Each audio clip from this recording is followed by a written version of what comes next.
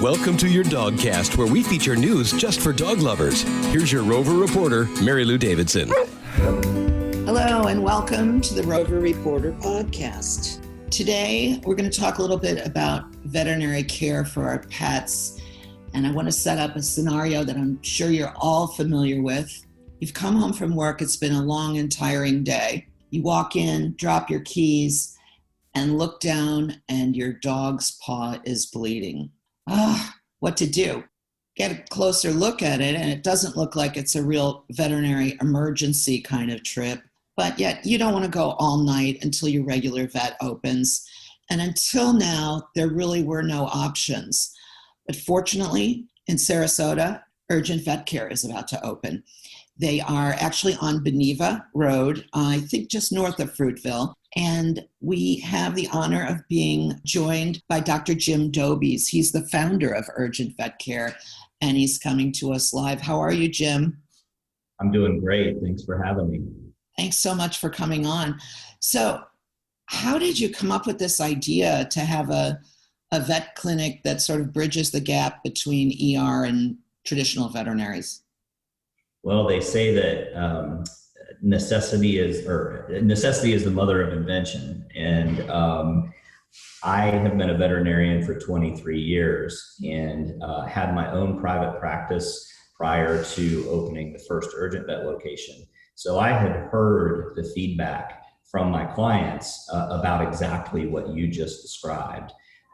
Early in my career, my clients had my pager and then my cell phone, and frequently I would be the one that would go in and take care of those kinds of after-hours issues that weren't true emergencies. But as life went along, my wife and I had 3 children, and life got very busy, so my availability after hours was a lot more limited. And as fate would have it, when we had our 3rd child, I ended up getting hand, foot, and mouth disease from my infant. And that apparently is a very common virus in daycare facilities, but adults don't usually get it. I guess I win the prize because I got it. Wow. And I ended up calling my general practitioner for myself, and he couldn't get me in. And he said, listen, Jim, this is not terribly complicated. Just call the urgent care around the corner from your house and pop in there, and they should be able to take care of you. And he was right. You know, I went in, had to wait maybe 10 or 15 minutes, saw the doctor, got an injection, and got home. And I was back, able to sleep in about 30 minutes. It was an eye-opening experience, and it made me say, why doesn't this sort of thing happen in veterinary medicine? And that has a little bit of a long history to it. But lo and behold, back in 2014, nobody else was doing it. So we came up with the business plan and got the funding and opened the first location in 2015. And as far as I know, I've tried to look this up many times. We were the first dedicated urgent care for pets in the country. It's a brilliant idea and so well needed. You have several locations now up and running, right? Correct. Yeah, we have 7 locations. 5 of them are in the state of Florida, 3 in the Tampa area, 1 in Gainesville, and now 1 in the Orlando area. And Sarasota will be then our next location that will open. We also have the 2 original locations up in the Carolinas, and later this year we're going to open 2 more in North Carolina. So both markets are fantastic for different reasons and for the same reasons. But everywhere we've gone and every clinic that we've opened, the feedback has been extremely positive. Mm-hmm.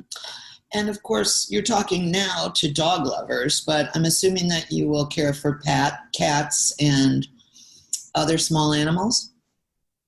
Yes, and that's based on, the doctor that's on duty and what their skill level and confidence is in whatever breed or species that comes through the door. But certainly about 60% of our clients are dog parents. About 35% are cat parents, and then 5% is a smattering of other things, depending on the night and the location. Right. So from exotics to guinea pigs, depending on the time of year. The birds even. And birds are tough because you do have to have a doctor that is experienced. And so for that reason, if a client has a pet that is a little outside the norm, just not a dog or a cat, it's wise to call any after hours facility before you go in because you don't want to waste a trip. Make sure that they have a doctor that can see the species that you have. Right.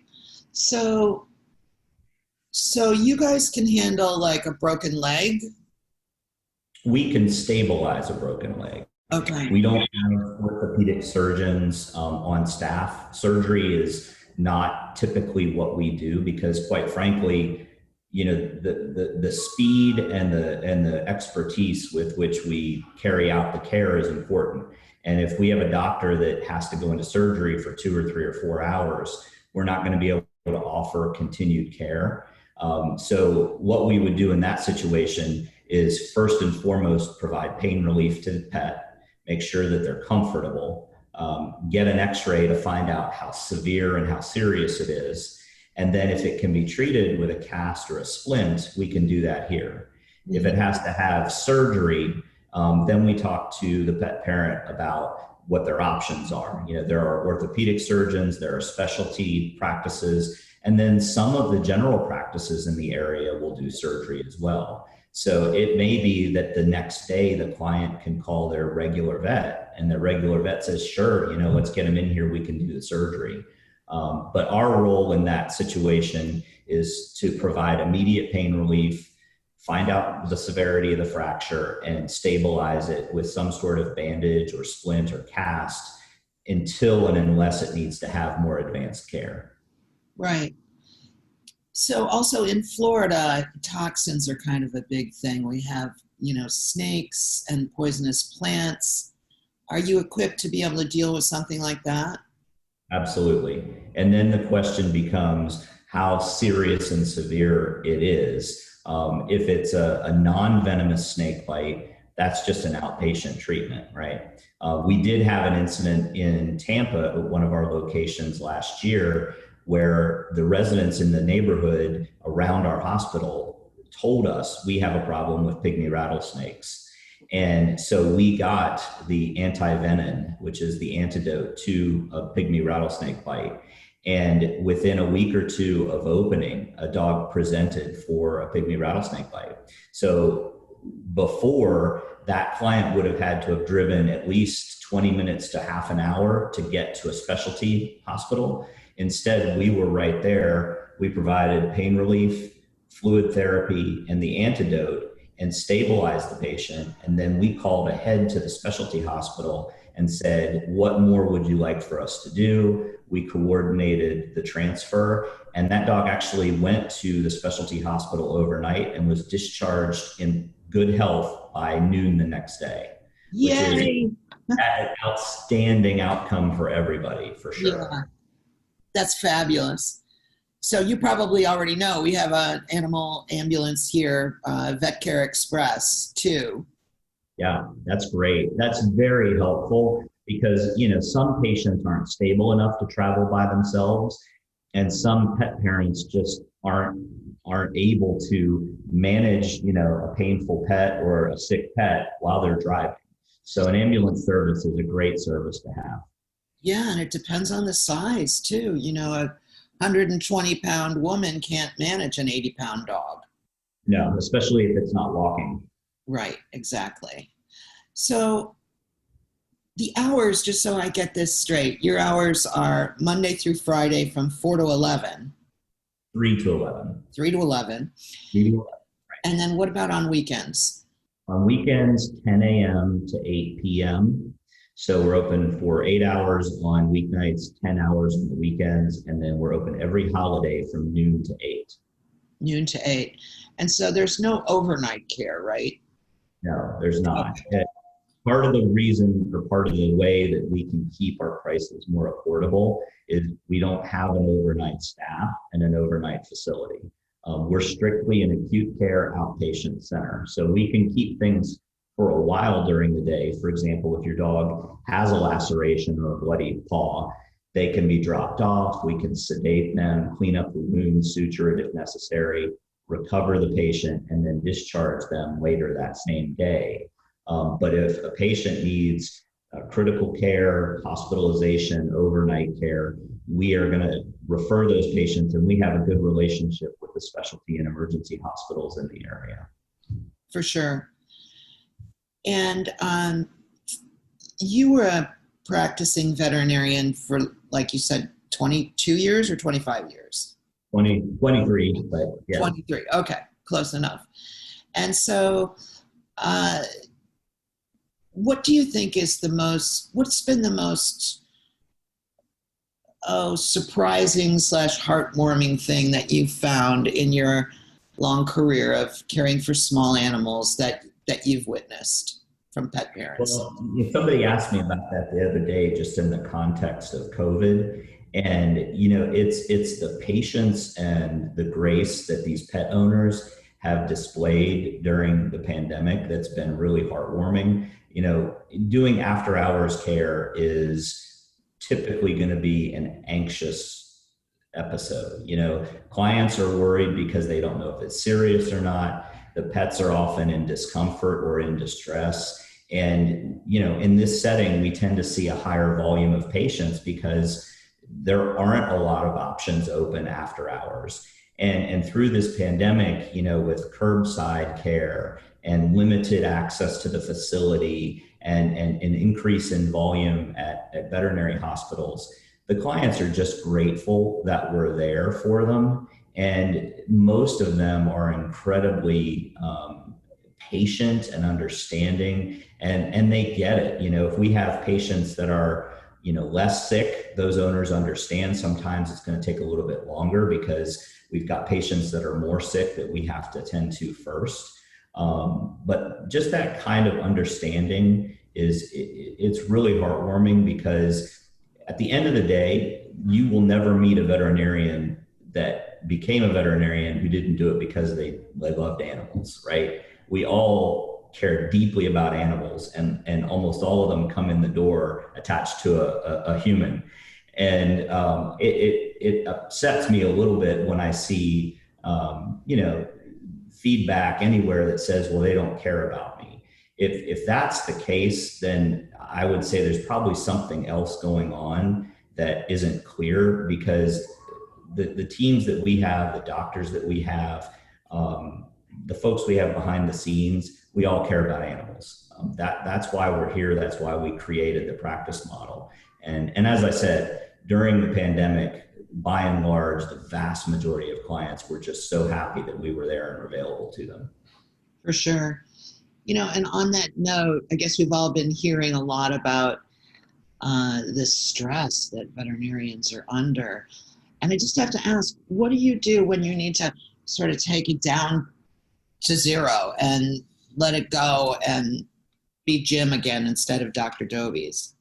Personally, for me, when I go home at the end of the day and I sit down on the couch and I've got, my dog on my left side and my cat on my right side and another cat up around my neck and another dog at my feet, I'm just enjoying the fact that they're my companions, and that is a great way for me to unwind. For sure. Well, what kind of dogs do you have? So we have a pit bull mix from the shelter that we picked up about 10 years ago. And then after our third child, we have 3 boys. My wife says, I want a little girl and I don't want a human little girl. So we purchased the first dog we've ever bought. We purchased a Cavalier King Charles Spaniel, and her name is Iris, and she is our little baby. And then we also have 2 adult cats and 2 foster kittens at the house running around right now. Oh, that's awesome. Well, I know a couple people locally named Iris that will be very glad to hear their name being used. Well, she is a delight.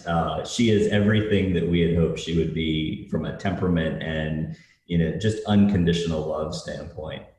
For sure. And she and the Pitty get along just fine. Oh, they are thick as thieves. In fact, the Cavalier is really the dominant of the 2, even though she's only about 13 pounds soaking wet. Actually, yeah. I mean, my Yorkie bosses around my Husky Shepherd, and it's 10 pounds versus 70 pounds. Yeah. So, Dr. Dobies, wow, thank you so much for your time. We're just delighted to have Urgent Vet Care here in Sarasota, and definitely we'll stay in touch and just keep talking. Yeah, that would be great. Anytime, I'm happy to be a resource or to just chat about the local goings on where pets are concerned. So thanks for the warm welcome to the community.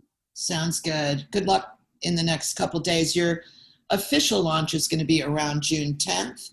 One other thing I wanted to ask you, there's a way to register online, isn't there? Like with an app, or do we go to your website if we need to come in? Yeah, our website is very mobile friendly, so you can do it from your phone or you can do it from a desktop, laptop, or an iPad. You just go to the website, urgentvet.com, and click on Get in Line, and it will pull up the screen for the location that's closest to you. You can also see other locations and what their wait times are. So, for example, in Tampa, where we have 3 locations, you can choose the one with the shortest wait time if that's convenient for you. But here in Sarasota, if you want to get in line, you click Get in Line and you can choose the time to come in. And it's not an appointment, but it's a reserved spot. So if we have anything that comes in that's of an emergent nature, sometimes people will get pushed back a little bit, but they can wait from home and they don't have to come to the clinic until it's their time to see the doctor. And then they come right in, we get you in, and we get you out. Our goal is to get everybody in and out in less than an hour. Awesome. All right, great. Well, thanks again, and we will stay in touch. Awesome. Thanks so much, Mary Lou. Take care.